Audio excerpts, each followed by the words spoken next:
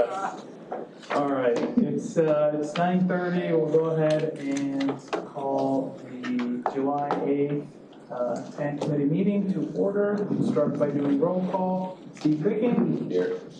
Mike Lombardi. Here. Al Schmidt. Thomas Rose. Not here. May. Yes. Jody or Pete. Here. Brian. Here.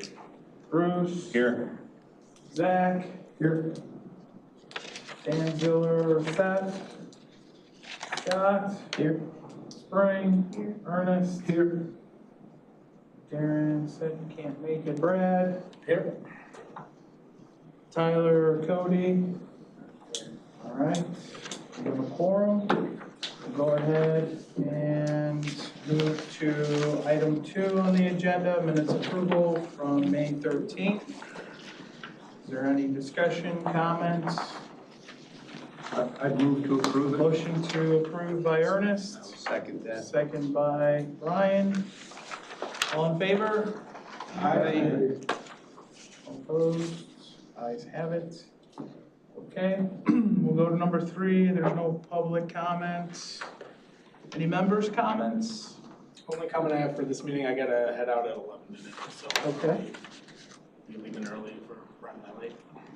all right, well, we'll try not to make it too late.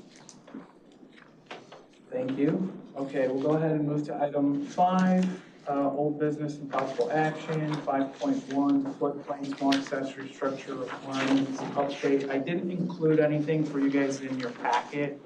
From the last time we discussed these small sheds that are less than 150 square feet, don't need a building permit, kind of a headache. So in talking with FEMA, basically we got shut down. So anything with 2 You got walls. shut down or FEMA got shut down? Sorry, wrong terminology. Let me rephrase that. In conversations with FEMA, they said that this is not, that there's no path forward to try to exempt small sheds from some of these requirements, specifically the flood openings at the bottoms. A lot of people were buying these prefab sheds. We're basically asking them to mutilate them. A lot of the times they're not in, they're not in 2 feet of floodplain depth. But there's no path forward, essentially, is what they told me. So there's going to be no changes to that. So any structure, basically 2 walls and a roof, doesn't matter the size, has to meet flood openings, even if that opening is something ridiculously small to match the square footage. Just how it is. So, Joe, that's the update there. Okay, 5.2, exempted development, maintenance of existing buildings. We went ahead and made some of those final changes to remove upon review and verification by the enforcement officer for the exempted developments, and basically use the terminology of any work to existing buildings was the other change from last time. So just as a reminder, this basically is no exterior improvements. So everything is interior, with the idea that the only way it wouldn't be exempt is if it meets substantial improvement. So the cost of construction exceeds 50%, then a permit would be required. Or if I guess I should back up. The structure potentially could already be meeting floodproofing requirements, but that would be the criteria, is that it would need to meet all current floodproofing requirements, which may require a permit to do that. So if there's any discussion or any changes to this section, otherwise we'll go ahead. Just on the footprint instead of print. Oh, okay, thank you. Yeah. I did have one question, and Sure. the German have a stupid word, it's selbstverständlich, which means, well, everybody understands that. And on an existing structure, if it has a deck or porch, someone goes to redo it. Now, it's on the exterior, It's not changing the footprint. A lot of people consider that part of their living space. Does that still require a permit action? Potentially, because there is a general permit for decks. But it would depend if the deck is attached or detached on how that's looked at. If it's a detached, then it would just be a general permit for a deck in the floodplain. If it's attached, then it would still, it can still qualify for that, but the 50% would be looked at. Even though it's, I mean, obviously a deck compared to a house is not 50%, but a deck compared to itself when someone rebuilds it usually is more than 50%. So Yes, the deck is looked at as a deck whether attached or not. correct. Okay. And then if it's attached to the home, then that would be improvement to the To the existing existing home, and the cost would be. Got it. Okay, thank you. I just wanted that clarification. I appreciate that. Oh, that's floodplain. I understand. I'm not chiding it. I'm not chiding it. Just asking. Okay, well, if there's no other discussion, we'll just consider the changes accepted, and we'll add them as part of the growing list of amendments. So we'll go ahead and move to 5.3, everyone's favorite topic. So, based on our long discussion last time, what we tried to do here was set up the process for you guys. I have some numbers highlighted, so we didn't focus on those specifically. We just looked to kind of throw something in there for now as a placeholder. But what we wanted to do is show you how the methodology would work a little differently than how it is currently. So currently, you have your allowable release rates, you take a look at your overall disturbance, you multiply it, and then that's the release, and if it meets that, great.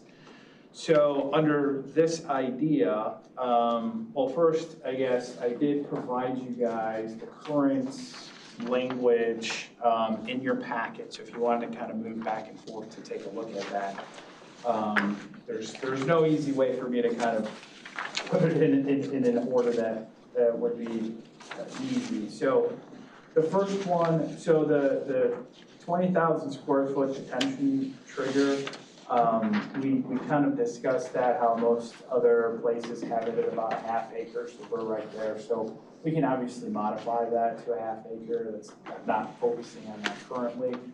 But as part of the exemption, what we're proposing is to move to just a 10% exemption, essentially, without any easements or anything.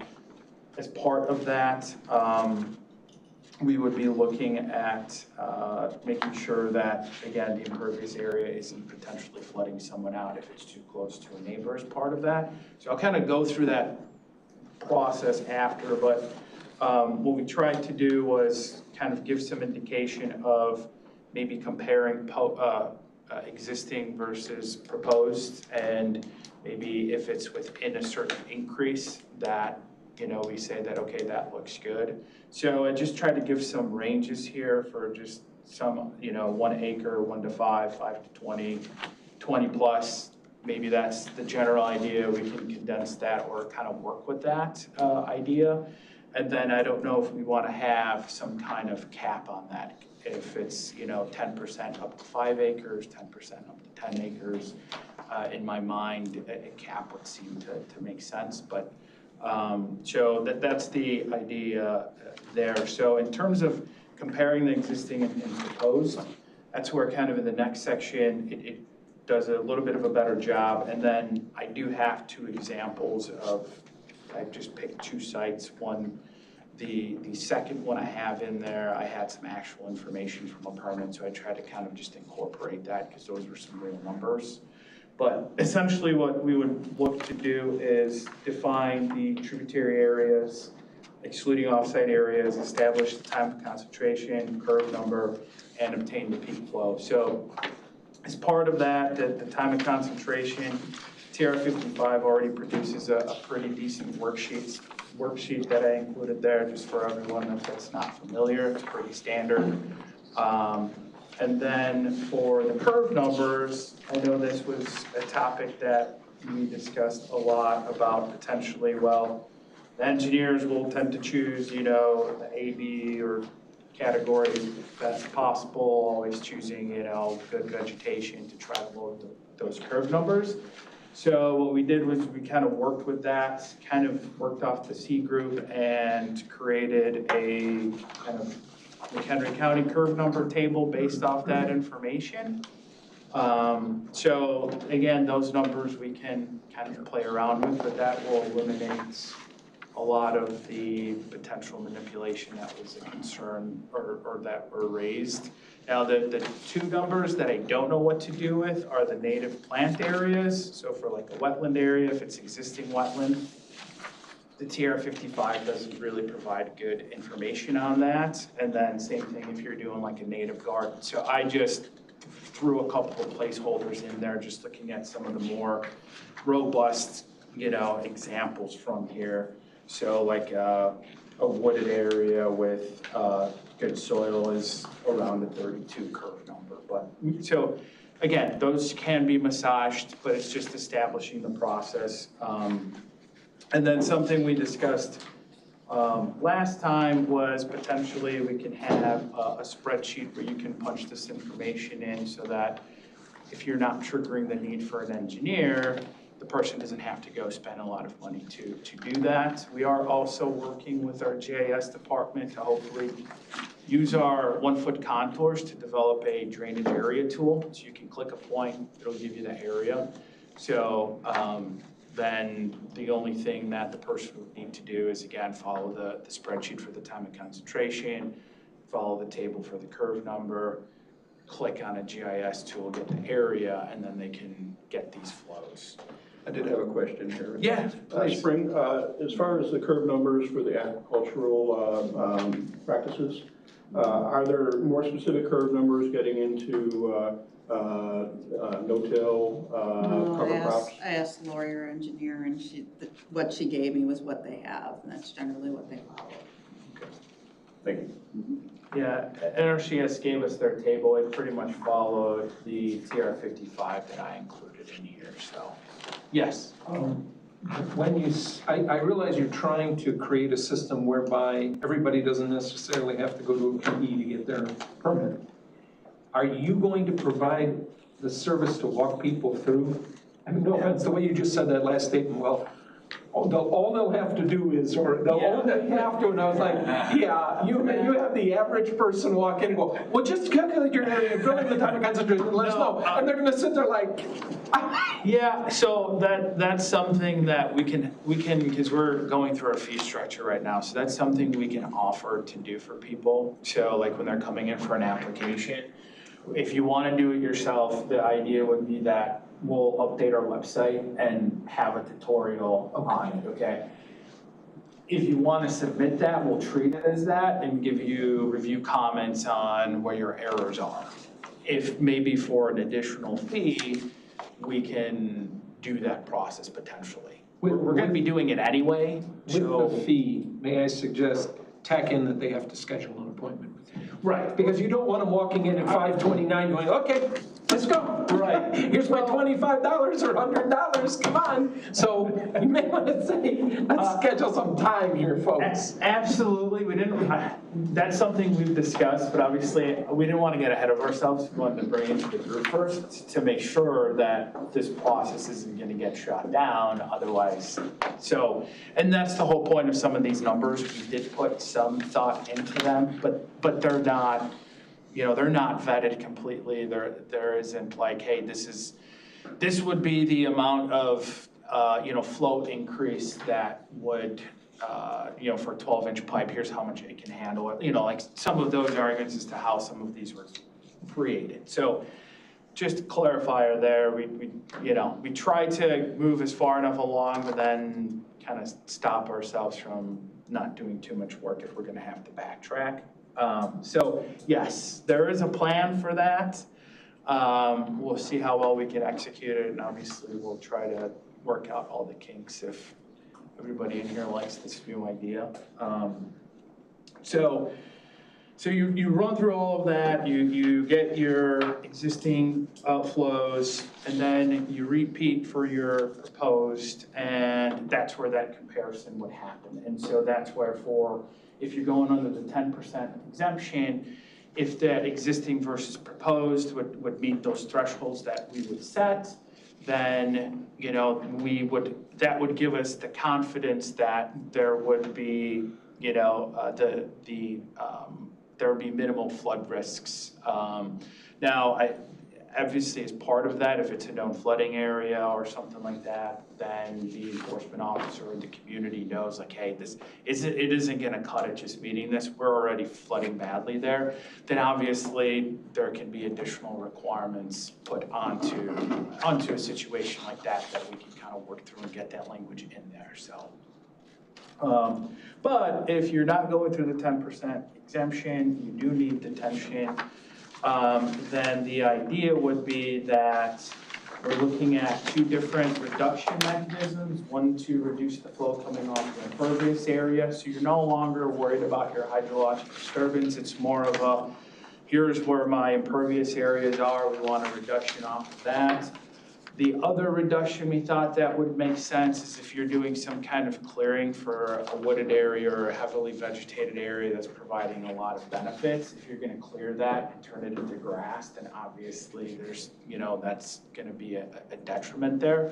So we thought that those would kind of be the two situations, whereas if it was kind of grass before or a similar situation and you're going to grass now, then those areas are fairly similar, so you don't really need a reduction of flow in that area. Yes, Ernest? I see the wheel spinning. Oh, yeah, a question on that point. As an example, looking towards spring, if a farm field is not farmed for a period of 5 years and wetland growth establishes, it no longer has the farming, I'll call it exemption for lack of a better word. In the case, I know there are many areas where right now there's clearing going. Vision 313 has their 4x8 placards that they put up and they come in. It's quite incredible what they do, but my question is, how far back are you going to track? So let us say today someone buys 40 acres, they clear 10 of it from trees, and they sit on it for 5 years and they come into you, and they go, well, it's grass. Are you looking back, or are you just saying, okay, we're taking a snapshot right now, it is grass, yes, it's grass? Or are you gonna say, wait, we look back 5 years, that was mature woods, and you're calling it grass, it is not grass? No, I think that's a fair point. That would be open for discussion. I don't know what, what the group would feel on it. I think there's obviously, to your point, probably should be looked at a little bit, right? Because then that could be someone, like, they really understand the regulations and they're preparing to kind of skirt by that. So we could do it in terms of if we pass something like this, let's say it gets passed next year, 2026, then we can try to look at what it looked like in 2026 potentially as part of this clearing mechanism, or we can have some kind of the language could read in the past 5 years potentially. So the only exception I would put in, if somebody has I know some farmers are now having the fence rows cleared. And I can even see it, they don't want the shade from a fence row. So if it's a single line old fence row, I guess I wouldn't see it as wrong if they clear that, even though it could amount to something. If you went a quarter mile and you cleared a 10-foot swatch, you'd get some acreage.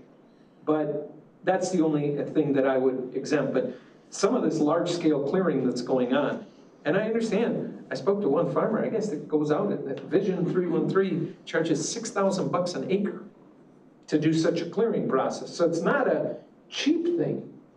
Well, and I know sometimes it might be related to removing invasives, so it's not necessarily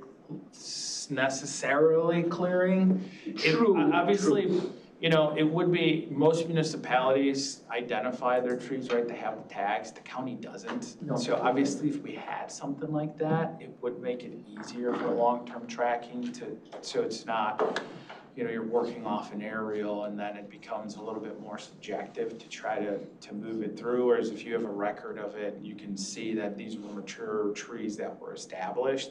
But that's, again, it's just an idea here of a process where we definitely don't want someone clearing an area like that to then have it, grass or something. Now, Inappropriate. if a farmer is doing it as part of farming activities, you're not triggering detention at that point, right? It's not I development. understand, and that's why, all I'm saying is, even So- this discussion, Yeah, it needs a lot of fleshing out. I think, I agree, a farmer who clears an Absolutely. area that was, let's say, was field, he turned it into pasture, and now he wants it back in field, that's different than a person who comes in and is trying to do it in order to utilize a different number in your flow chart. and I think the idea behind this is that you're adding enough impervious to where you're also triggering detention as part of a development as opposed to a farming practice.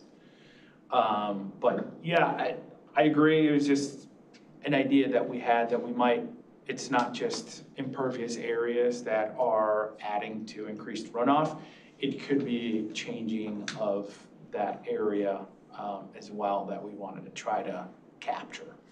So so in here, in this example, the way we came up with the 0.85 was just working with the initial 0.15, one CFS 0.15 reduction, 0.85 type of thing. That's where we started. I know there was a lot of concern from the group last time of, hey, are we gonna increase flooding, or going this method, et cetera. So that's why we tried to choose that, so in the examples you guys can see what the difference is, and I included a line item there to show, here's under this condition what the release would look like, here's what it would look like under the current guidelines, so you guys can have that comparison. So all good points, so we'll kind of shelf that, or Mike, if you wanna. So, in the drainage district, we have some of these, we have a lot of absentee landowners, and then we have some of the properties that get neglected where the mains are in these areas, and we wanna go in and clear this out, or on top of the mains. Is that gonna affect that? No, because this, again, this is just specifically, you've got a development and you're triggering detention because there's gonna be increased runoff due to the development. This is not related to maintenance, this is not related to any of that idea of maintaining, dredging. This process is merely to figure out you've got a development, you're gonna increase the runoff, potentially affect a downstream neighbor or the roadway or whatever. What kind of reduction on the flows? These are more like potholes that are out in the middle of a field, and then they've been neglected, and then the trees grow up. So now you got a 1 acre spot out in the middle of the field that the district main runs through, and now you wanna, hey, the neighbors say the tile's not working, you wanna go in and fix that. Well, we gotta go in and remove all the trees out of there so that they keep plugging the tile. You can still clear, it would just be like you're clearing for a subdivision or for a commercial development or, something along those lines. That triggers the detention. That triggers the detention, right. So in all the examples you gave, you haven't triggered detention in any of those. So it wouldn't impact.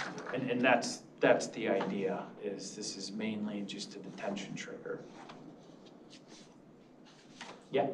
I need a little bit of clarification on page 6 of your packet in item number 1. In the fifth I haven't been doing a good job, right? That's okay, no, I think we're about to leave it, and I was like, I want to get an answer. Right, no, you just pass it. Item number 1, Yeah. it's the 5th line at the end. It doesn't quite read right. The point water exits a property to and the, Oh, it's probably just my fault. I just don't know what it is, and I just wanted to clarify, because I made a note, I'm like, what, who the end what? Hold on, where am I reading? Yeah, right there. To an upstream property line originally, Okay, or so- to the upstream property line. Would just take one of them out. Just we'll take one of them out, whichever one you like better. Okay, one out. Yes, Okay, thank you. apologies. I was just like, what is this? You stare at something long enough and it just, Well, you read it the way you intend it. It doesn't change. It's everybody else looking and going, what are you trying to say here? last thing I want to claim is to be good with words, so. No, thank you, yeah, that just. And on that same page, one other Yeah. question. Your item 4, You ask a question. Yeah. Have an average cap on the exemption. Acreage, I'm sorry, on the acreage. Have an acreage cap on the exemption, I apologize. What cap are you proposing? So if you're 500 acres and you go to 10%, that's 50 acres of impervious. It seems like a lot.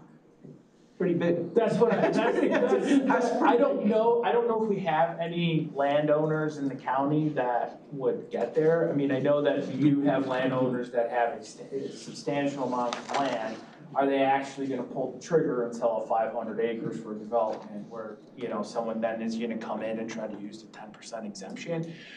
Extreme case, but that's the idea, is do we wanna cap that 10% at, let's say, 5 acres or 10 acres or 7 acres, 8 acres? That's the question. Now, is that tied to pin numbers? Because you could have 500 acres in 10 different pins. You could. So typically, the ordinance read as contiguous property areas. You know, sometimes if you have it across a roadway, that roadway might be impeding how those two function together hydraulically. So I know that's something I've encountered in the past, that it would open up to discussion on how we would want to handle that. And that would be part of the cap debate. Are we looking at contiguous? Are we looking within maybe a certain radius? And I think that if it's not contiguous, it makes this exercise a little bit more difficult because you don't know if any properties in between is a ridge and they're really two different tributary areas. At Right. that point where you're trying to take advantage of something, and really it's, if you just pull the curtain back and look at it from a common sense perspective, you're gonna have issues on one or the other. Because you're trying to cram too much on one side and it's not part of that tributary area. So, yeah, I think that needs to be fleshed out a little bit, and it's kind of baked into that question. So I'm glad you focused in on that, Ernest, but that would be something that I'd like to try to figure out. A cap makes sense to me, just, you know, just at a quick glance, but obviously we can flesh that out a little bit. I think your cap idea is good, and when you say, well, how often will it happen? I'm sure many people didn't think when that development started going in on 120 west of McHenry on the north side, where they had picked up part of the old Northern Pump Farm and they were building a whole sewer system. I'm sure no one envisioned that Wonder Lake, monstrous. the Wonder Lake area? Yeah, the Wonder Lake expansion to the east. I'm sure nobody expected what was going on. So there are other large land. I think there should be a cap, because at some point it should be, okay, that's a nice exemption. Now you've overdone it. No, you're absolutely right. I mean, this would help protect the municipality as well. If they don't have their own protections or an ability, it would give them that ability to use the stormwater ordinance as opposed to their zoning or something if they can't. So, yeah, I shouldn't say just unincorporated areas. Obviously, this serves municipalities as well. And so, I don't know that we would be infringing on any zoning rights with a cap, but obviously that's the question that I always have to tackle when we're doing any kind of SMO changes and having any kind of restrictions. And obviously from what you wrote, you're good for up to 20 acres. You're not good at 500. So what would your recommendation be in that question? Can you at least point your thoughts, because you've given it more thought? For that, I don't know. For that, I was kind of like 5 to 10, just in my mind, probably kind of makes sense somewhere So in 5 there. to 10 acres? So Yeah, meaning 5 to 10 acres 50 of to 100, impervious. somewhere in that range? So, Is it 10%? yeah, so 100 acres would be that 10% that would cap you. What about like on a large agritourism operation though? You mean we're not there yet, but there's gonna be some that are gonna get that big. Yeah, so, Well, Richardson may be over 100 now. Yeah. They accumulated some with Thielen when they did that We're at back 100 forth thing. We're at 120 and we got 12 now. Okay, so you're at 120, you're over 100 too. And we have 20 with a conditional unlimited conditional use permit.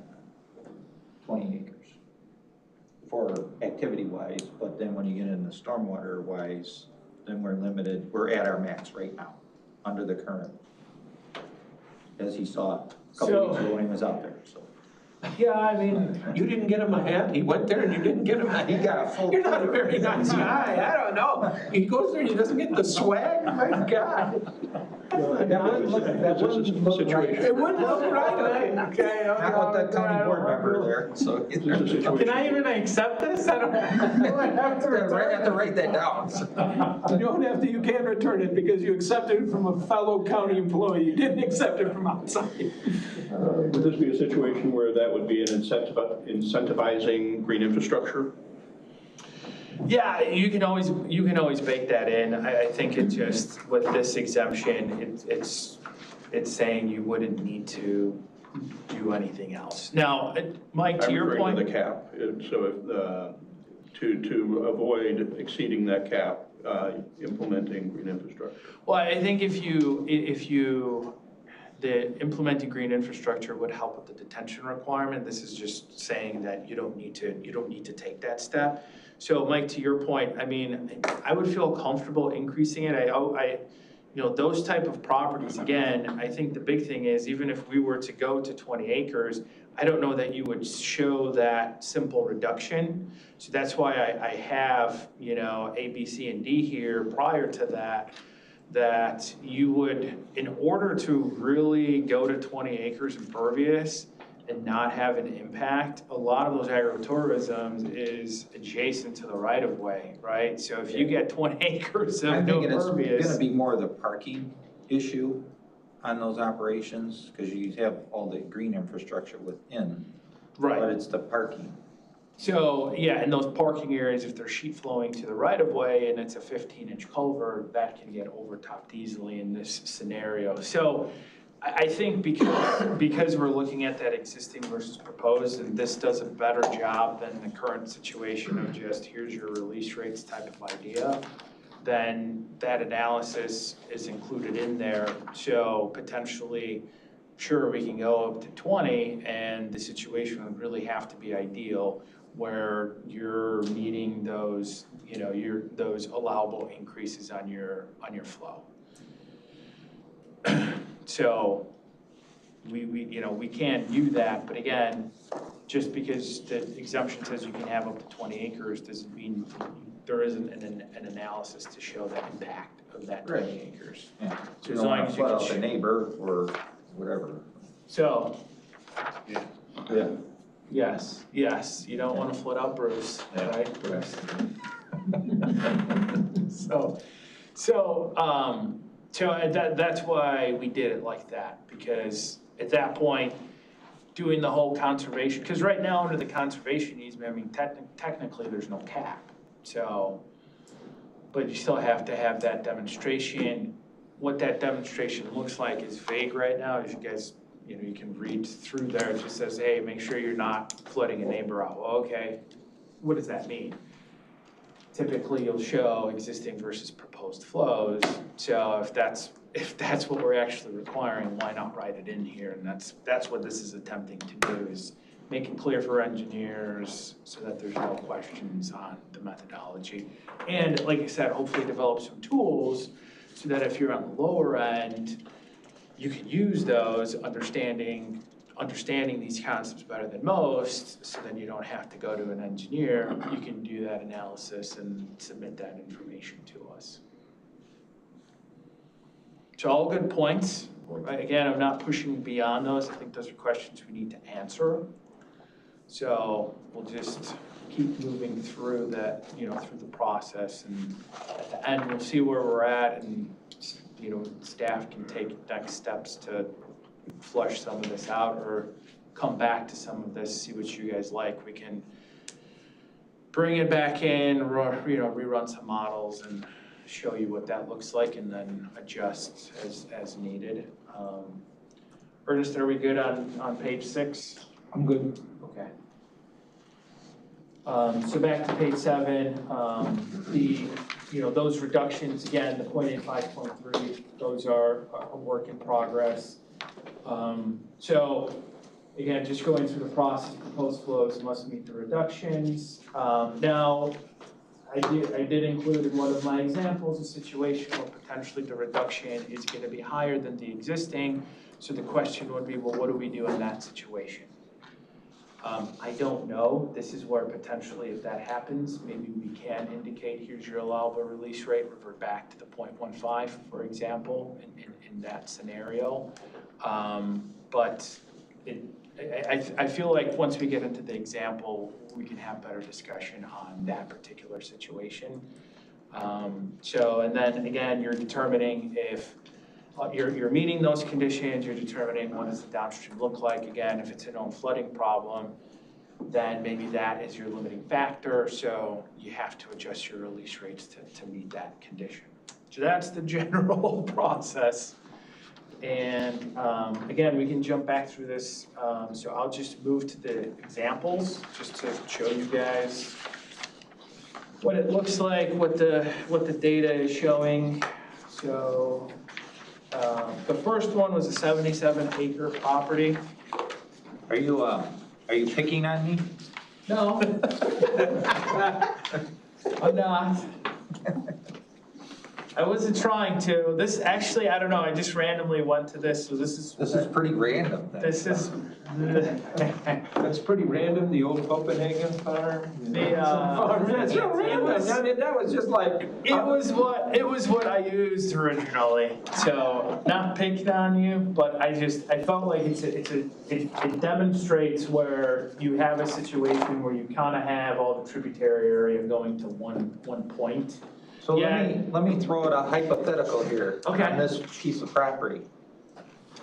Say we're approached by the gas company and another entity, and they wanted to put a seaweed processing, I don't know, to make natural gas out of it, because the natural gas line runs through this property right here. Okay. How would that affect that property under all the situation now? You want to take like 3 acres out of that 80, essentially is what it is. Well, so maybe if it's along the lines of a solar farm, I don't know if you're subdividing that, if it's being leased. Okay, I don't know if you're gonna subdivide that and try to sell it off. I don't know, It would be a long-term lease. long-term lease, okay. So with those long-term leases, we would still look at as that 3-acre portion as part of that original It would be up permit. in the northwest corner there. Okay, above the so up in 910. here. So the gas line runs kinda, I can see where the gas line is at there. Pretty specific. But this is just hypothetical. What's wrong with you? It's not like it's real. There's no way this is gonna happen. Sure. You're not screwing up a nice rectangle 80. So here's what I would say, Mike. So that would be a situation where the development would include 3 acres of, let's just say they're going full out impervious. So in my example, I indicated that they would go to, well, did I list it here? Did I not? I don't think I listed it for you guys. There's a gas substation across the road. That's I indicated that in this particular situation or scenario, they're moving to go 85% impervious over this 76.5 or so acres. So in your case, it would be whatever, so 5% because 3 acres or 2.5 if they're going, however much impervious. So in your situation, they could potentially look at the exemption if they run the analysis and they meet those, this breakdown that we have here. So they would fall under the 1 to 5 category, and they can't exceed an increase of a half CFS under these numbers. And again, that's why I highlighted them yellow. However, if they decide that they want to expand their seaweed operation because it's doing so well and the potential owner wants to lease them more area and they go to an 80, so I did right here, and they move to develop 85% into impervious, that's what these calculations would factor in. And I can come back and show, what like a 5% would look like under the exemption type of idea. But here's the general analysis. Now for the time and concentration for tributary area 1, I did use the TR55 spreadsheet, so I just kind of punched everything in. For that smaller tributary area, I just called it 5 minutes. I didn't look at it, so it's in this example, that's not the main focus. So curve number, I just took 83. That was stemming from this chart for row crop small grain for agricultural use in the existing. And then I think, yes, that's about it. So basically just punched it into the HydroCAD model. I didn't include the printouts, it just make it way too long, but these are the results that we get from that analysis. So if we then look at the proposed condition, and this is assuming that in the proposed condition, their development is going to maintain this kind of general tributary area that's still gonna flow to the east there. Yeah, there's no tile. The tile's in the next property to the right of that.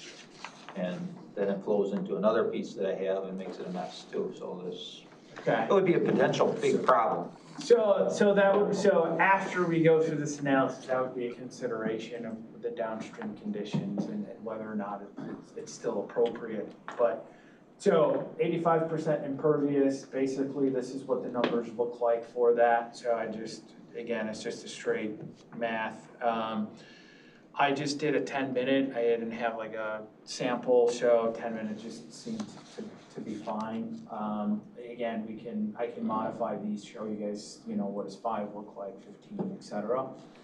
Curve number, I used 74 and 98. So 98 is standard impervious. 74, they're gonna do grass. So they're gonna try to establish good grass conditions in the proposed, or at least that would be the idea. And then here's what that looked like. Well, actually, what it looked like, I didn't, right here. So there's an increase of about 5 CFS between the two.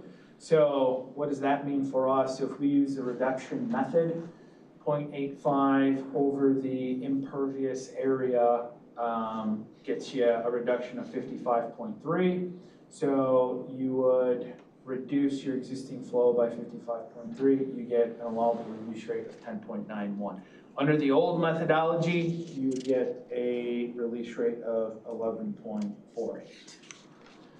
So I think that was part of the original concerns from some of my engineers, is just envisioning this and having the ability to manipulate the numbers to get away out of detention. So obviously this demonstrates you really can't do that. And again, depending on what we set this number as, we can really, it would be kind of the same idea as the allowable release rate. Now the difference, and again, I put number 6, analyze the downstream conditions. I didn't do that, but that would be the next step. But again, the nice idea behind this process as opposed to the old process, which is different, it's the same idea, but what this would allow you to do essentially is now, for like the example of the solar farms where it's their access roads that are triggering detention, but they are incorporating a lot of natives, you can get that offset now. Whereas under the current condition, there's no way to get an offset. There's no way to incorporate green infrastructure, which, as we've discussed previously through examples in Algonquin, it works. It reduces flood flow, you get all the benefits, ecological benefits, etc. So this process would allow you to now do that. And you're looking at more of existing versus proposed. So let me go to this example that works a little bit differently. You've got kind of 3 separate areas. I couldn't zoom in, but trust me, there is a depressional here in the middle area.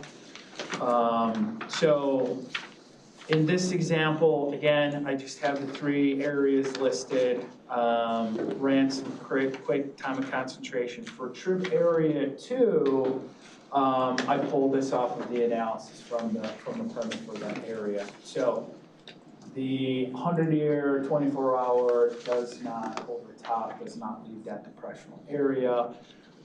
They have really good infiltrating soils on the site, so their ultimate design went to an infiltration basin. But again, just using, so here the curve number was a 78 for a meadow, I believe. So going back here, what did I use? Yeah, some pasture / grassland, not heavily grazed. Oops. So just running through, here's the impacts. Now tributary area 2, under the current requirements for the release rates, that's number 3, where the existing would be looked at. As Steve pointed out last time, it was put in there for depressional areas such as this specifically, so that's why I chose this site, because it incorporates a little bit of everything. So essentially, what they're proposing, I didn't include it all in here, but I took their numbers. So basically in the proposed, this is what it looks like. Everything is flowing down to an infiltration basin down here. So these are their 2 new proposed tributary areas. So tributary area 2 still releases similar to tributary area 3 here in the existing, so that would be the comparison there.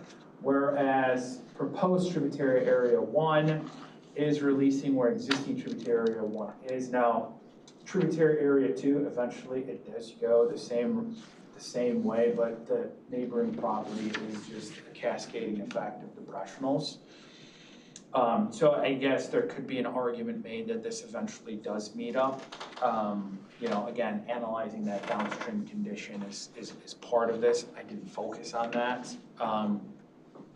But looking at the proposed conditions, then going to 2 tributary areas, again, weighting those, I'm pulling numbers straight from their reports, showing the flow increases between tributary area 1 versus in the existing is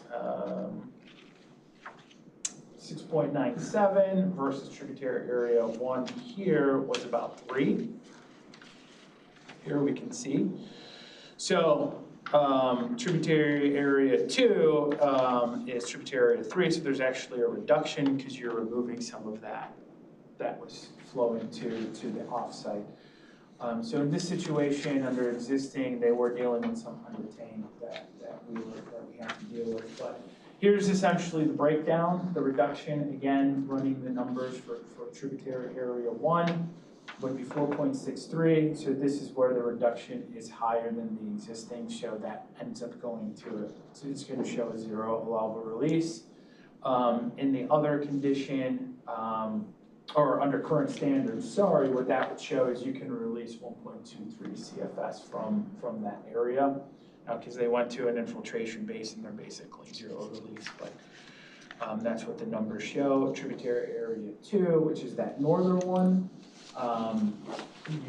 The reduction is 0.09 in that area. They had about 0.11 of impervious listed on the plans. So when you subtract that out, it's 0.64. However, their proposed condition is already showing less than that because of, again, the reduction in the tributary area. So tributary area 2 would be okay. So the only one that we would need to look at is tributary area 1, and when we encounter this situation, again, this is a condition where a site where I worked with them on it, they went to infiltration, so if they were to do infiltration design here, they would be meeting that 0 release, but it was just a different example, a little bit of the flavor to show you guys how this methodology can be applied. It's a different concept, obviously, no one's really doing this reduction method. It's meant to work the same way, but again, idea is promoting that green infrastructure, allowing for that ability and focusing more on, one thing when we were looking at this under the old method of just a 0.15, that one of the main drivers behind analyzing downstream adequate capacity was because no one was looking at the existing. You have subdivisions that were coming in on 100 acres. Well, guess what? Those are all flowing in different areas, but everything's getting concentrated to one spot. And in low storm events, that's enough volume to be an issue at the downstream end. So that led to everyone, all the counties saying, okay, we need to analyze downstream capacity because this is a problem. This, you wouldn't really be at that situation. The reason we like it is just to make sure that if there's already an issue, we're not making it worse. We're looking to, you know, keep status quo would be the idea. So that's my pitch. When you figure out the release rates, is there a standard used for rainfall amount? Like, is it 1 inch, ½ inch, 2 inch, or? Well, in the current ordinance, it's 0.1, so the 100-year 24 hours, 0.15 CFS per acre. As we've discussed, it's kind of an old CMAP from the 80s whenever they developed it. That was also incorporating sanitary releases, combined releases. So it just kind of carried through. No one's really looked at that in a long time. Is there a better way?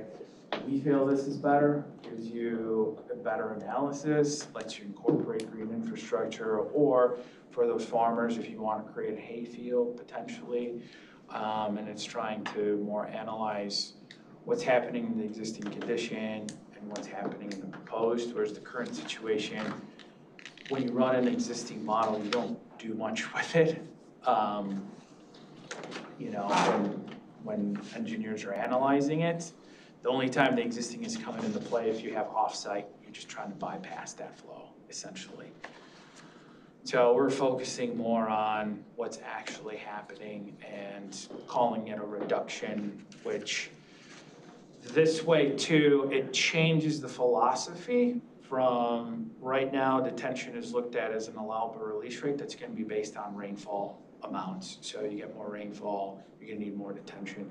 This reduction says, doesn't matter what the rainfall increase is, you're always going to reduce your flow off that impervious by an X amount, which seems to make more sense. And so you're capturing that increased rainfall though in the existing condition. But that reduction is always gonna be there. So that is a little bit of a change, obviously, to the process, but we wanted to demonstrate that it can still work. We feel like it does a better job in factoring in a lot of these different scenarios better, looking at the analysis more closely and allowing for different type of developments, green infrastructure to be utilized. So like pervious areas, if you're doing permeable pavers and you want to infiltrate, you don't have to do a reduction on that area. Whereas currently, your release rate, you're still going to do an allowable release rate off of your permeable pavers. That is going to, so like let's say you're doing a development 1 acre and ½ acres permeable pavers, your release rate's still going to be based on the 1 acre. So you're getting benefit out of that, even though that's not really adding to any offsite flows. So in our mind, you know, if you applied the reduction method, you're getting a better feel for how the site's going to function, because you're excluding now the permeable paver system from the discussion, essentially.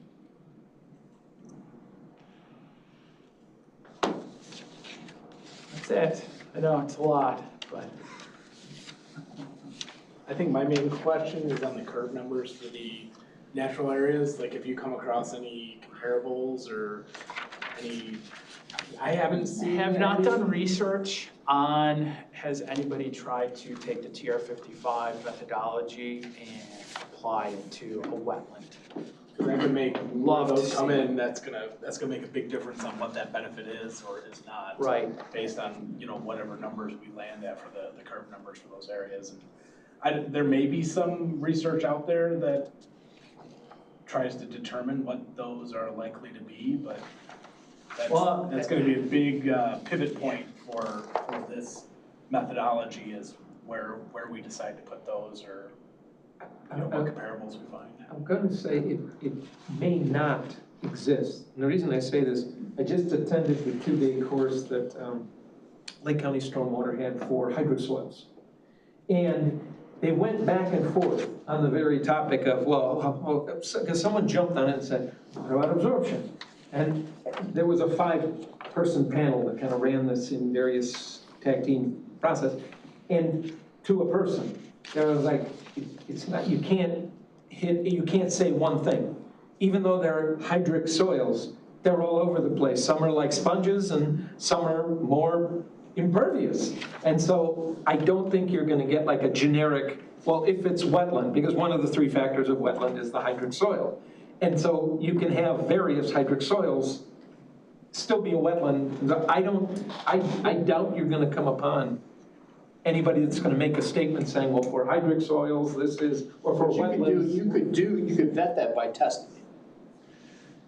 Well, so that's what I was gonna say, is I probably lean towards my wetland folks to say, do we not do a number? And is there a process and investigation that we can do that helps us get to a number as the way to do it? So if you're gonna incorporate that information, number one, you'd probably want to understand the success rate of implementing this. So would we. So you're going to have to develop some kind of long-term maintenance plan, et cetera. So hopefully the applicant or the owner is going to employ the resources of someone who's knowledgeable in that.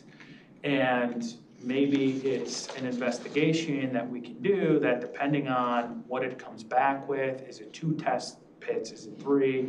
Or samples, and based on that analysis, is it a matrix that then, okay, here's your number. That is gonna be a challenge on trying to identify that. I definitely know that myself. Obviously, if Lake County had a panel on this and had a hard time, then, it's a problem that we need to tackle, and maybe that's, where we can coordinate, not just with us, but Lake County, just in general, and come up with, okay, here's the best solution, we can monitor it, and we can adjust as we move forward. Which, that to me would be a good problem to have. If we're trying to figure that out, that means that this idea, you guys like it, it seems to work. It's definitely the path we want to try to go towards the future. And we can start to vet some of this stuff. So obviously, the question you asked, Brad, we didn't spend a lot of time and energy into that, just because of how, right. So we wanted to just, like I said, we threw some numbers in there based on just some of those scores in the TR55 table as a placeholder. A lot of the numbers are placeholders at this point. Just so we can demonstrate, here's what it looks like start to finish, give you guys some real numbers.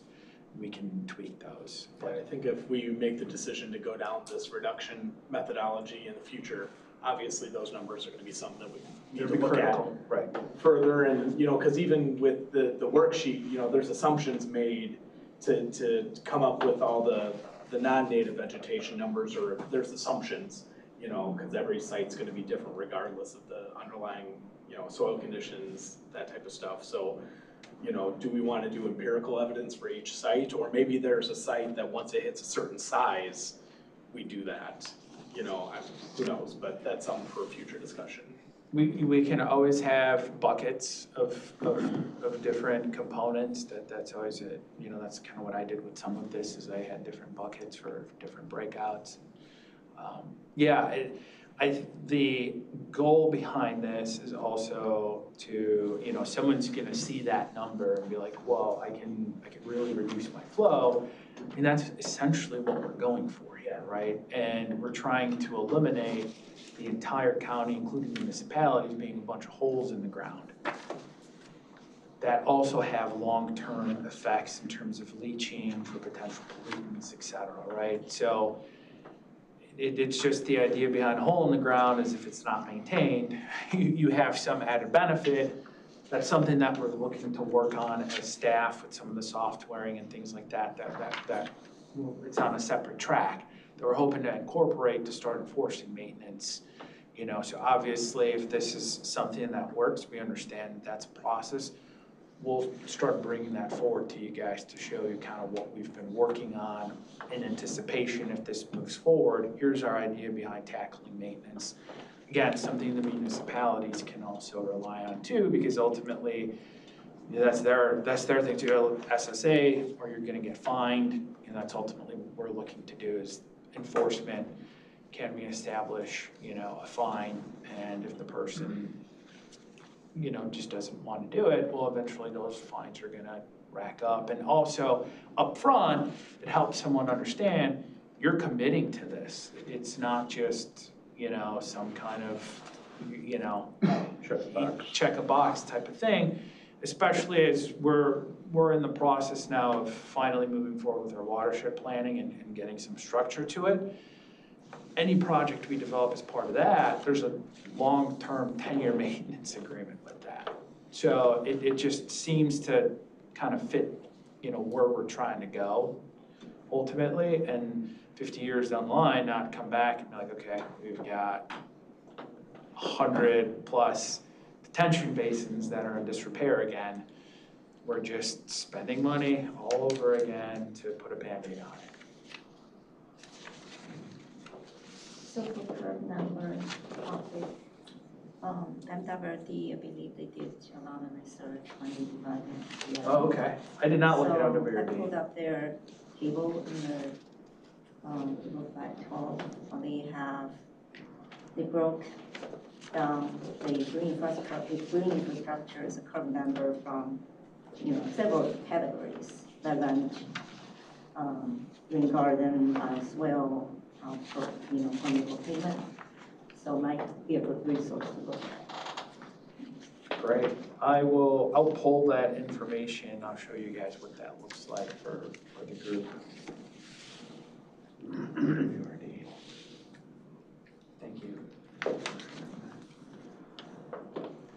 Well, I haven't had anyone raise their hand and be like, hey, this is, so I guess we've, You're noticeably silent, Ernest. we've, I feel like we've made Wait a minute. I feel like we've made a major hurdle here or overcome a major obstacle from the last time we had this discussion. So there's nothing else on the agenda packet here, really. This is what, and I know it's a lot to take in. So obviously, as you guys process the information, if something, we walk away from here and something comes on your mind, throw it to me on an email, and I can compile a list of concerns for next time if I'm getting a lot for us to kind of go through and share with the group. Well,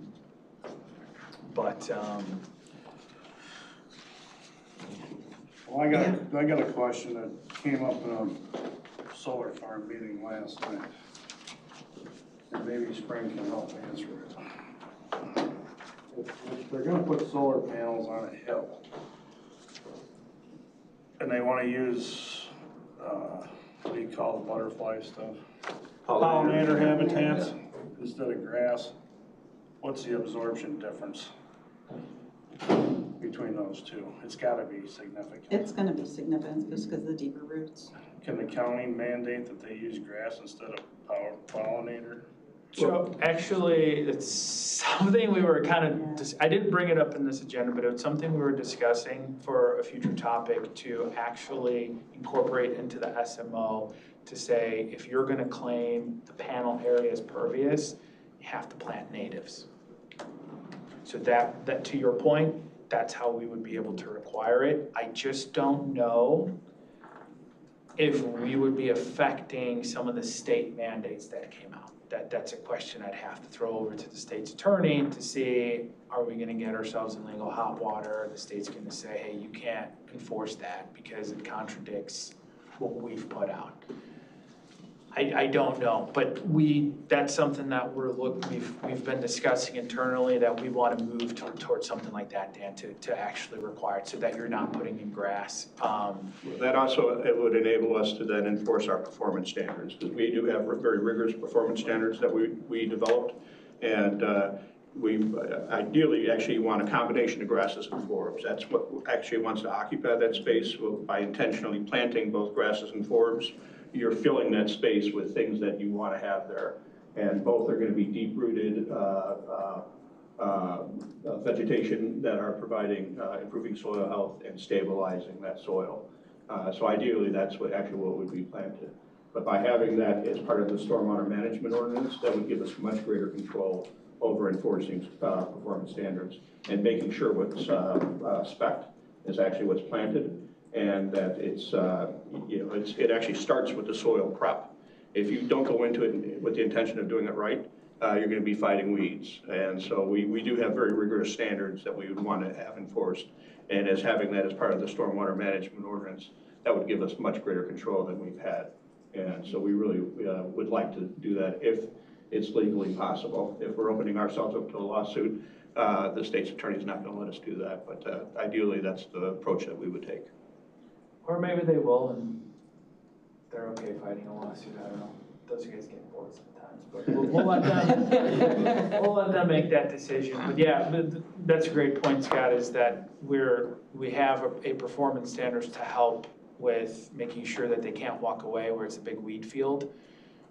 We have a tough time enforcing that on every single site because of some of the state regs. So that's why we're hoping we can codify it under the stormwater ordinance. It's also a state statute that requires us to have that as part of stormwater control.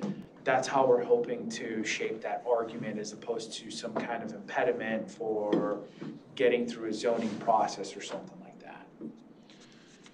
But yeah, it's Well, I just- brought up, yeah, we're Trying to slow the water down, it's gonna come Exactly. down those hills. yeah, And of course, they're saying that it's not gonna change at all, and I said, you're talking to the wrong guy. yeah. No, that's something that currently we indicate that if you don't plant the natives and you're gonna go to grass, then that's something we're gonna look at. And that's the perfect example. If you're on the side of a hill, we might require you to put in some kind of buffer then at the bottom. If you're not gonna do it within the field, then you're gonna have to do something at the bottom to help slow that water down as part of, it's not detention related, it's They're more. gonna put a big culvert under the road, and I says, that's not happening. And again, and that's that downstream tributary, downstream analysis as well of, that's baked into this, absolutely. And so the current language in the ordinance doesn't let you take advantage of some of this, doesn't let you enforce it. So that's, as part of this change in how we look at detention requirements, will be kind of that domino effect to some of these other implementations that just make sense. People are asking for it, so it's not like staff is drumming up ideas. We got nothing better to do than like throw stuff at people, so. Just one other thing, as far as, even if they're proposing like agrivoltaic, where they're doing grazing, we've been working with the American Solar Grazing Association and others. It's completely feasible to have the native vegetation, providing that stabilization along with the grazing. So that question came up last night, and they said that they weren't considering that because it costs just as much as mowing, which kind of surprised me. I think part of the motivation for the companies is actually they get a greater number of points from ComEd by doing agrivoltaics. As soon as that policy came out, every solar company out there was proposing to do agrivoltaic, and they were calling me asking how to do it. That didn't instill a high level of confidence in their ability to successfully employ it. But in all honesty, they've come a long way, and even when we can't require the natives, they're still proposing it. This really is a viable approach, if it's done right. And I do want to caveat that. And that's why having the ability to enforce performance standards is so important. Like done right, just so that you're aware, Are we it is a gonna talk about, multiple-year like, process. in a future meeting? It is like, not we're a discussing plant over and walk email? away, because we're encountering. Process of Yeah. establishing it prior to Yeah. plans and all. So, Okay. I'll bring it up. I'll put it on next month's agenda. I think Scott came up with a nice outline. Yeah. How possibly to do it. I'll use that, I'll bring it forward, and I'll start, I'll send an email over to the SDO. And I might as well throw this out, one more aspect of this is if, say the solar farm is there for 30, 40 years, at the end of that 30 to 40 year lifespan, the soils will be in a healthier state, going back to agriculture. There are many different values we're looking at as far as how this can benefit the county in the long term. Who says that? I mean, there's no precedent There's no for that data yet. for that. There's no data to tell you that it's gonna be in better shape in 40 years Well, from you're now. restoring soil health. By what? The government's telling us that? There's a lot of independent research. That's what we're doing. All that stuff. I mean, you're That's- talking to a that's bunch of been studied. farmers here that have been doing this for hundreds of years in their lifetime through their families, that, we're keeping the farms healthy and doing Well, what I'm we're not saying doing. that. Now you're I'm saying you're throwing restoring some- soil health over that time period. If it's just weeds, that's not going to be a great transition back to ag. Having the native plants is going to be infinitely better than having weeds or. So how many of these solar farms have you looked at? There's one right down the road here, I mean, it's full of weeds. Well, and that's Been there for a couple of years. That's what we want to avoid. That's exactly what I'm talking about. And That's why we need to Who be able to. enforces that? The county can't enforce that now. But if we have it as part of our stormwater management ordinance, we can. That's what I'm You gotta saying. go through the state and then the Well, state's they're attorney. under the performance standards, so they provide us a report every year, and we indicate, okay, you guys are not meeting, or they even know themselves, they acknowledge it, that, hey, we're behind, and here's what we're looking to do to try to get back on track. But if we don't have that ability, then there's no communications, there's no conversation, there is no stick to be used to get them to work with it. Now, obviously, the conditions were tough when a lot of those farms were coming in, everybody was battling weeds, and it's not an easy thing to do, we acknowledge that, it's a process. But as long as we can monitor and they put the plans in place and we can improve, then, the long-term success should be there. But yeah, we're not gonna sit there and deny that some of these did not look great at the beginning. Well, Absolutely. currently, the only enforcement is through zoning. And Right. so having this under the SMO provides a whole new. Well, what about the health department? They got involved in the one over by Harvard with the ragweed on that one. Well, so that's something that I can communicate with them, because they do have a weed nuisance ordinance, something like that. I don't know. Noxious weed law. Thank you. I don't know how often they enforce it, I don't know what the thresholds are, I don't know what they look like. If they become a partner in this, great, we can obviously incorporate them into the conversation, and they become another tool in the toolbox to use to move towards enforcement. So townships have the ability to do that too. They can mandate that weeds are. Well, then great, we can work with townships as well. Again, anyone that would be willing, we're looking at all our stakeholders as part of this. So if there's someone with a particular ability to aid, then absolutely, to put the pressure on these guys to meet those goals. And if it's one that we actually had the ability to review, there would be a plant list that they can refer back to. So by all means, if we have the ability to collaborate with a township or other entity, absolutely. Nobody in this in the county wants to see this done right more than me. And so any tool that I have available will be followed. But we really haven't had the ability to enforce this in the past. We really would like to have this as part of the SMO, where we would actually have the ability and the technical skills to actually, from start to finish, be tracking this. To Stoyan's point, the first 5 that came in particular, were planted in 2020 at the beginning of a multi-year drought. And that definitely impacted success. Because you actually had groups that knew what they were doing installing these. They did make some mistakes that I want to make sure aren't replicated, but the drought really kicked their ass as far as getting plants established. I had a similar thing where we had the demonstration project out back. I was out there watering every day by hand, making sure that those plants did well. But any case, that's part of the motivation is having this under the SMO, is having the ability to enforce this and the technical skills. And also part of the issue that we've seen is that, the timing of this, for them to have success, they really should be prepping prior to going in.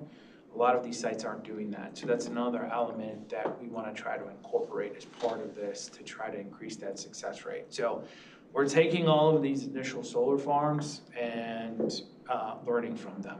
And so it was a kind of internal discussion that started towards the tail end of last week or whenever it was, that just didn't have enough time to get it into the agenda. So we're gonna look to bring it up at next month's meeting. And hopefully I can give you a little bit more feedback on maybe what the state's attorney has to say about that, or where we're at with that.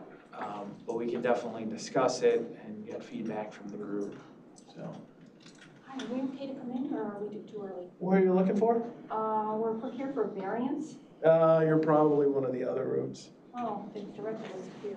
Sorry. You're looking for the zoning hearing. I'm sorry?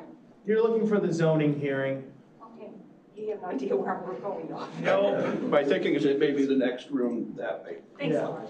No problem. Mike, one thing to Scott's comment about the soils, and I understand the hesitancy on your, is it really true? Europe's ahead of us. They've had solar farms for quite a period of time. Our family still has ties back there. And two things they're encountering. Yes, because of the soils having been in a dormant state and been allowed to recharge, they are of a higher quality.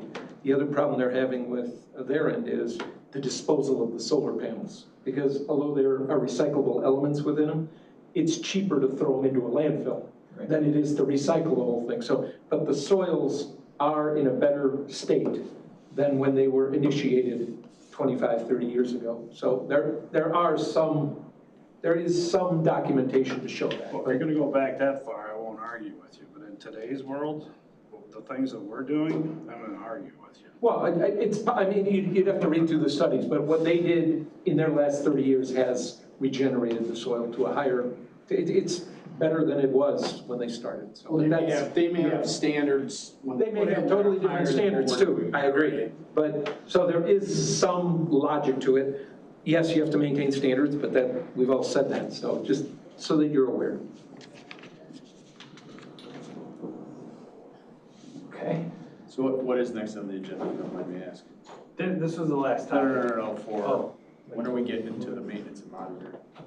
Well, again, Because that is a mountain time. I can put it on next month's agenda. Well, not if you got other stuff, I'm just asking a question. No, it's perfectly fine. We know what we're doing. I just have to, give it to you guys in bullet point or whatever, 1, 2, 3, 4, or whatever. Here's how it's gonna work. I don't know that I wanna touch up the individual language yet, but, maybe that's the step that I take to show you guys what it would look like. Or here's the section we would need to add. It would fit here, and we'd have to make some other tweaks and changes to it. But that's what it would look like. I think the only other thing is our ability to be ready to enforce that if the amendment goes through. I think we're gonna be okay. Again, there's still a lot of work to be done, and obviously I wanna pass all amendments at once. Today was supposed to be the release of the MS4 permit, so we don't know what that's gonna look like, so obviously That was one of the things I was going to talk about. So Scott's gonna have an announcement on that potentially. We'll allow him to make that He's not announcement. throwing a party? He's just going to do an announcement, that's it? Well, it's not necessarily an So- announcement, I was going to talk about it. Well, we'll let him talk about it under whatever item 7 for reports. But that's another element that we wanted to incorporate before we do our official, update to the SMO. So I think we're on track to do that, but obviously that's the only thing that I would say that we would be looking at if the amendment goes in. Is staff ready? I don't know the municipalities, a lot of them I feel like are using some of this software already. They're maybe already tracking maintenance. I don't know, Scott, it's the village. Well, I guess I'll lay out the county's plan, and then that way, that can be open to discussion, I guess. But that, if this looks good, then that's where we'll move to. Maybe I'll drill down into some of these numbers, give you an idea of maybe why this threshold works or that threshold works, or here's how it would be impacted on a 12-inch pipe or a standard drainage ditch that's got some dimensions to it. And, you know, maybe it's looking at that and saying that if the CFS is, you know, an increase within that amount, we would expect that the increase in a high water level and downstream infrastructure would only be, you know, less than a tenth, let's say. Maybe that's the correlation that we use to establish some of these numbers.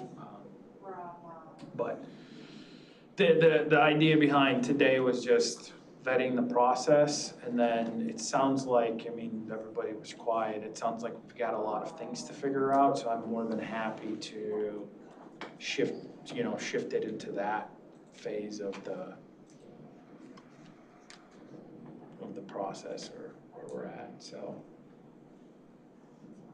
But you get, I mean, again, this is an open area, you know, input, if you guys think we, you know, anything, obviously now's the time. In between, feel free to email me if anybody has any thoughts on, you know, just these numbers. Again, the reduction numbers, 0.85, the exemption numbers of, I'm gonna be honest, the exemption numbers, I just threw these in here. And the only thing I was going for is that they were just increasing the areas. There's no significance to that at all, other than just, you know, making sense. But yeah, but if, sounds like we're on the right track. So I think what staff can do is try to, you know, drill down on these numbers a little bit, show the impacts. I don't know if there's any other scenarios you'd like to look at between these two examples. The only other question that I have is kind of what we should do when we run into a situation where we're gonna end up, you know, going 0 or negative. That's the, and we can table that for now, and you know, we can work on some ideas and provide that to you guys for some reaction. Maybe that'll. When it goes negative, you're allowed to sell them to somebody else?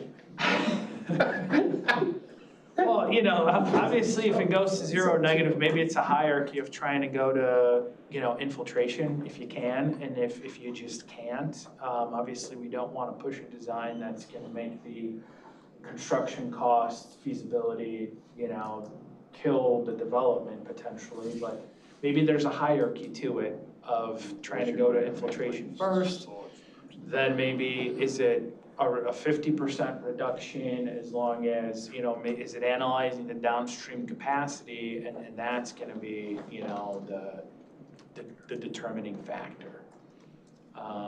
You know, something like that was kind of what we were floating around, but you know, at that time, we're like, okay, we got a lot going on, let's just focus on this. So we can bring that forward if that's kind of getting a lot of head nods at this point, okay.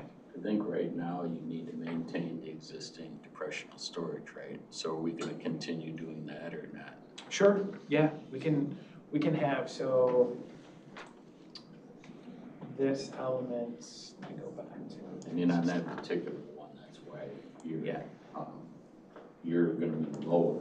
Right. Than, so that for depressional area, yeah, this can stay, this existing condition peak runoff, right? So this can be revised as, again, a hierarchy, the lowest of type of thing, that can stay, absolutely, for depressional areas. Or, you know, when I ever read that, I never thought about depressional areas, we can just codify in there for tributary areas that contain depressions. If the 100-year 24 does not overtop, then, you know, that needs to be maintained, type of thing. Yeah, I would agree.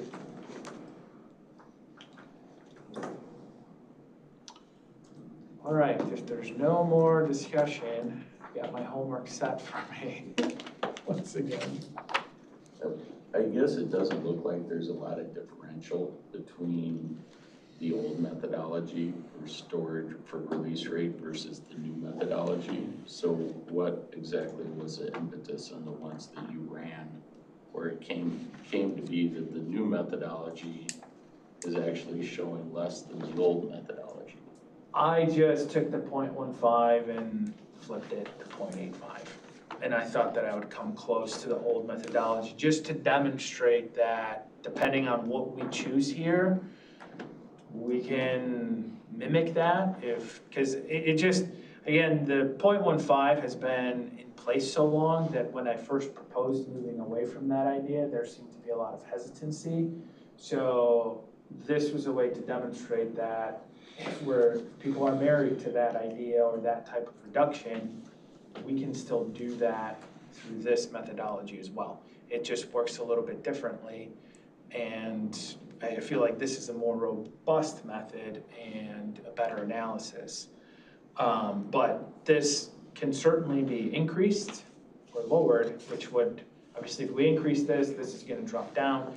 If we lower this, then it's gonna be closer to what you're seeing here, and obviously it's gonna be dependent, you know, side by side as well. So that was the impetus, was really just to demonstrate that we do have the ability under this to really control it to what we think and you know, demonstrate that it still works. But now that we know that it works, we can move off of the fear of moving away from this, because now we can demonstrate it and really focusing on what you know, what this number should be. What does it make sense for that reduction to be off of impervious surface? Maybe it's tiered. I don't know if we want to differentiate between gravel versus concrete versus asphalt, you know, but again, that's how robust this is we can break it out easily, and the calculations are no different. You're just doing a little bit more in-depth analysis that you know, for the engineers in the room, there's still no guessing. It's still the same process. It's just using the numbers a little bit differently. I think with lower impervious areas, you're gonna have higher release rates, which might not be a bad thing.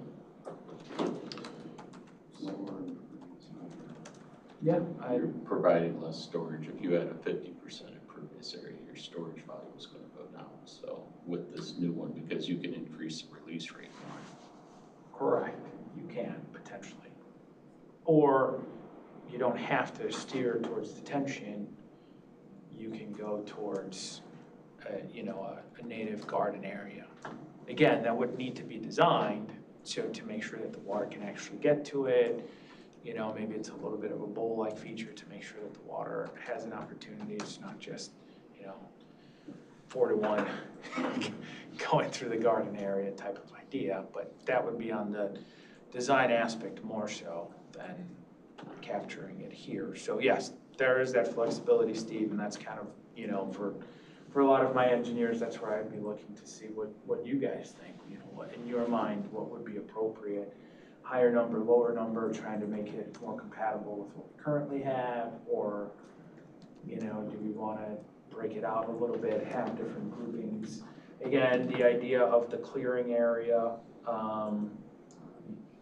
you know, that's still a factor as part of this. We don't have to tackle everything at once. I think this is probably the most critical. Once we feel comfortable here, it'll probably drive kind of how we view at this other number. But obviously, I don't want to punish someone or have it be more of an, the impervious is going to generate more of the runoff. So if you're going from a wetland area, but you're still keeping it as some kind of vegetated area,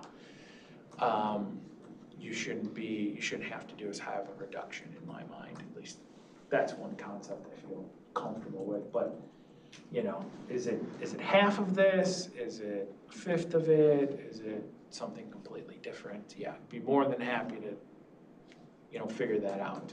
So that would be the next step.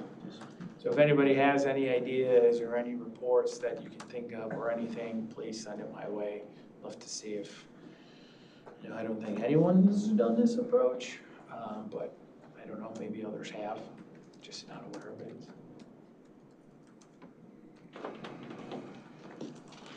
So, and this would also allow you like, you know, we can factor in stuff like rain gardens. We can factor in stuff with like rain capture for greenhouses, something that I've been asked about. Under the current ordinance, we have no way to give credit for that. So obviously, as a reduction off of an impervious area, if you're capturing some of that volume, you know, maybe this is half for those type of situations. Maybe there's some way to incorporate that. Again, more flexibility in the design, more encouragement of these ideas that we know that they make sense in the current, you know, status of where we're going, water scarcity, et cetera. We're lucky where we are. Brad, take it easy. I was hoping to wrap up before 11, but Almost. you know, we're lucky where we are. Scott's touched on it many times with our aquifers and everything, but it's not an infinite water supply, and that affects the farming community, the ag community, residents, businesses. We all need water, so obviously a more sustainable future is in our benefit.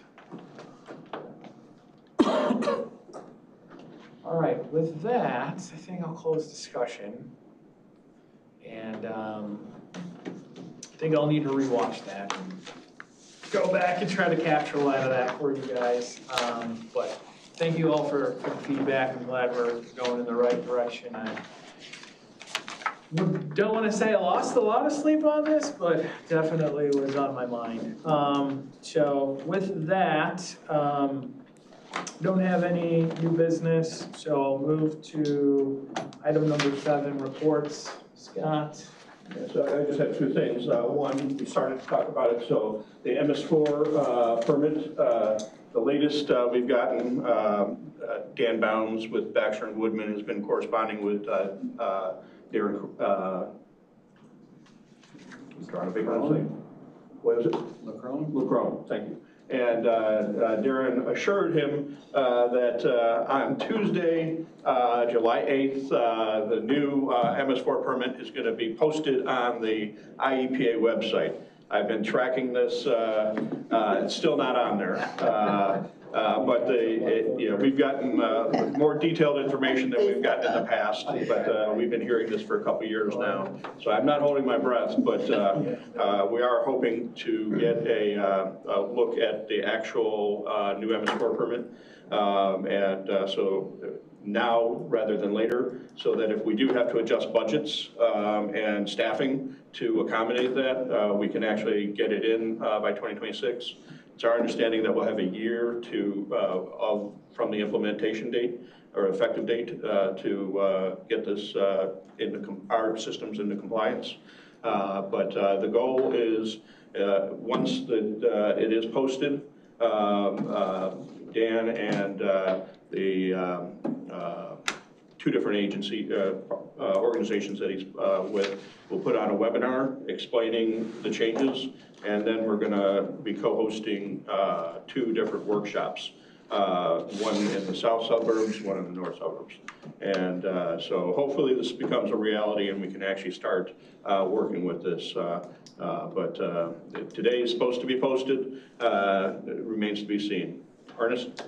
Just as someone who's involved in the current way the program runs, with that 1-year cycle, since they're going to a midpoint in the cycle, obviously, we would still do what we did before for the current cycle through February to 28th or whatever, 2026.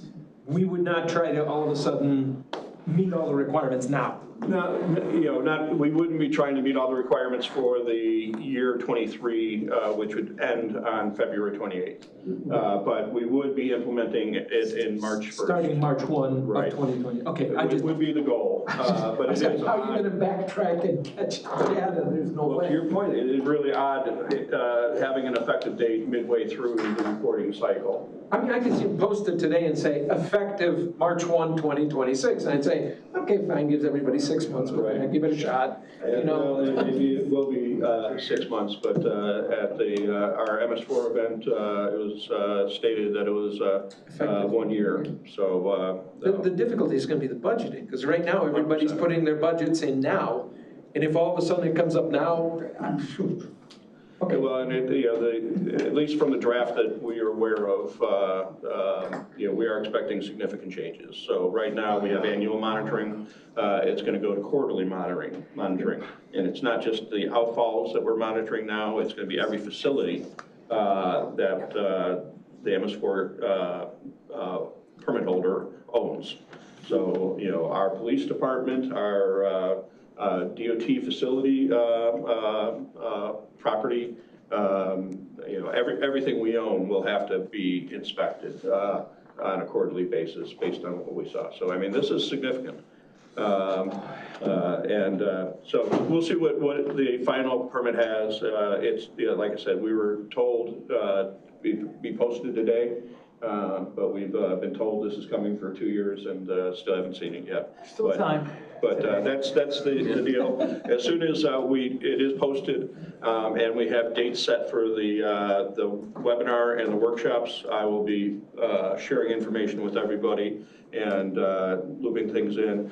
We did have an MS4, a collaborative MS4 program with Lake County a couple months ago, or a month ago, and the videos for that will be posted in the next week or so. As soon as those are out, hopefully I can have an announcement talking about the new MS4 and sharing a link to all the videos. But it was a great program that we had. 175 people, I think, attended, and very, very positive feedback. So that will be an annual event. That serves as training for each of the MS4 communities. And also helps us work collaboratively and make it easier for us to implement our MS4 programs. That's a goal. As a county, we don't have a lot of money to be providing endless training and things like that. So this is really a cost-effective way for us to help empower our MS4 communities to make it easier on them. So that's one thing. We also have a great talking tour program. I think a lot of you participated in our talking tour programs, but our friend who just left will be leading a tour of one of their recent stream restoration projects. Algonquin really has been the most effective when it comes to implementing stormwater management programs using their watershed plans. And so this is a great example. It's easily accessible, which is one of the reasons we chose it. But we'll be walking a recent stream restoration that was implemented for a variety of reasons. One, sediment reduction into the downstream lake that was being impacted. They have increased impervious surfaces that they're mitigating for. The stream itself was in really bad shape. And water quality benefits. So there are a lot of benefits that were achieved from this project that we'll be able to see up close, and Brad will be explaining how to implement these types of projects from start to finish. So he'll really be helping to explain how to successfully implement these projects, including long-term management. We talk a lot about that. But we really need to raise the bar and flatten the learning curve when it comes to long-term monitoring and management. And so this is a great opportunity to see how they've been implementing it so successfully. So I've got flyers here, and by the time you get back to your office, you may have an email. But please, if you can register through the link that's provided, or you can just send me an email. These talking tour programs are great because it's not just a bunch of hypothetical, we could do this. This is being done. And so that's why these BMP talking tours are so great. So grab a flyer, pop me an email if you have questions or want to register. That's all I got. This permit you're talking about, is this a state thing or a federal thing? The what? This permit that you're talking about? Is Oh, the MS4? And I'm sorry, if you guys don't know, I've got really bad hearing, and I'm trying to use AirPods as hearing aids, so I'm not listening to music. I'm adjusting and trying to hear everybody. So I apologize. Further away, I do have a hard time hearing. But the MS4 permit is it's a permit that municipalities, townships have with the Illinois EPA. So it is it's a state thing then? Well, it's a federal program implemented by the state. And, but it's a part of the Clean Water Act. And so the NPDES program is, they track end of pipe discharges. The MS4 is stormwater. So stormwater goes through our stormwater systems untreated and is discharged to our nation's waterways untreated. So the only way we can help ensure our nation's waterways remain clean is by making sure the stormwater going into our waterways is clean. And so that's what the MS4 program is about, is our storm sewer systems. Or in the county, we don't have a lot of storm sewer systems here. Lake County has a lot more, but we do have a lot of right-of-ways and culverts and outfalls. And so those are the types of things that are regulated under the MS4. And this is a long-term program. The report that I just submitted was our 22nd year doing this. So this is not a new thing. This is something that's been going on a long time. But it is a program that, just incrementally improves, looking to improve water quality. And so the new permit has been ongoing for, I want to say, 4 years. I think the original draft that we all balked at was about 4 years ago. So it's not going to be nearly as bad as the draft that we all screamed about, but this is going to be much more restrictive, labor intensive. And right now, so not only county has to do this, municipalities have to do this, others have to do this as well. And even now, it's a strain to get it all done with the manpower that's available. And then if it gets even more so, it's going to be that bigger a deal, if you will. Kind of the joke of it, there's no money available to do anything, but they want to just keep adding. Absolutely. And right now, it's not just their department, it's our department and a few others that have to input data, and Scott is kind of the station master and puts it all together, Well, gets it out the door. Part of it is finding the right tools. So we're going to be talking more about it, but Cartograph is actually going to be one of the tools. Because to be honest, right now, we are going to be audited. It's like 7 to 10 years. It's an inevitability. It's kind of like you expect the IRS to audit you someday. I'm going to be tracking emails and things like that to find the data. So by having everything, a lot of what we're doing is building systems that work with each other and make it a lot easier to implement. And so working on the Cartograph program will enable us to have a central location to easily put this information in as we collect it. Without that type of organizational system, I'm not sure how we can do this with the new requirements. So that'll be a type of thing that we're going to be talking a lot about, is using Cartograph or similar type of systems to have a GIS-based way of tracking all this. And with that, it'll make it a lot more manageable. But this is going to be tough. We're going to have to probably hire staff, additional staff specifically to deal with this.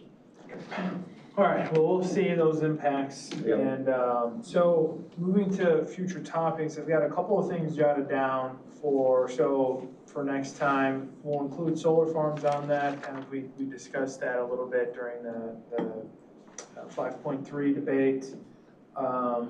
Maybe we'll have some of the MS4 requirements that we can share with you if it's posted. And then maintenance and monitoring of the BMPs. Is there anything else anybody wants to touch on as a future topic, or plenty for now, obviously, but okay. And obviously during any of this, the future sessions, feel free to bring it up or email me. So with that, I'd like to entertain a motion for adjournment. Okay. Moved by Bruce, seconded by Ernest. All in favor? Aye. All right.